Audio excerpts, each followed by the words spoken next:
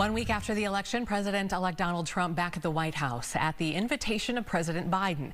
The meeting, a powerful visual of these two opposing leaders sitting side by side. And Tim Blott's joining us now. And so, Tim, they didn't say much, but the fact that they met is really quite a story. Yeah, especially since Donald Trump refused to meet with Joe Biden after losing the 2020 election. But this time, look, it's different. This election was decisive, and the two leaders had two important audiences in mind today. The first is the American voters, with a message that this bitter election really is over.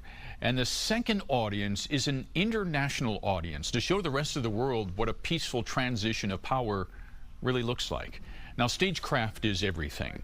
And in this case, the two arch rivals met and shook hands next to a warm, roaring fire underneath the portraits of Lincoln, FDR, and Washington. Let's listen to some of the brief public exchanges here.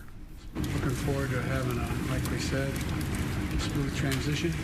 Do everything we can to make sure you're accommodated, what you need. And we're going to get a chance to talk about some of that today. So, good. Welcome Thank you back. very much. And thank you very much. And politics is tough, and it's in many cases not a very nice world, but it is a nice world today, and I appreciate it very much. A transition that's so smooth, it'll be as smooth as it can get, and I very much appreciate that, Jim. You're welcome. Thank you all. And that's all the two publicly said before the press corps was escorted out of the room.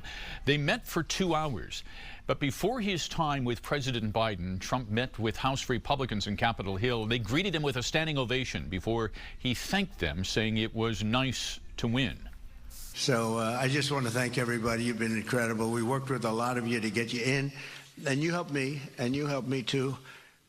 Now, President Biden had invited Trump to the White House during their phone call after the election last week. The current president also plans to attend the next president's inauguration, unlike Trump did 4 years ago. Kelsey? All right. Thank you, Tim. Well, the president-elect naming Florida Senator Marco Rubio as Secretary of State. He is the top-ranking Republican on the Senate Intelligence Committee and serves on the Foreign Relations Committee. Rubio will be the first Latino person in U.S. history to serve in this role. Also from Florida, Representative Matt Gaetz is Trump's pick for Attorney General. The incoming Republican-controlled Senate will be responsible for confirming his appointment. And in case you missed it, Minnesota native Pete Hegseth is President-elect Trump's pick for Defense Secretary. Hegseth was raised in Forest Lake. He's a military veteran and currently co-host of Fox News Channel's Fox and Friends Weekend. Hegseth has questioned the role of women in combat and has been advocated pardoning service members charged with crimes. Republican John Thune of South Dakota will be the next Senate Majority Leader as the party prepares to take majority control of the Senate. The 63-year-old is in his 4th Senate term and replaces Mitch McConnell, the longest-serving Senate party leader. Thune beat out Senators John Cornyn and Rick Scott, winning in a secret ballot vote. In recent months, Thune has visited Trump in Florida, and the two have talked about Trump's incoming agenda.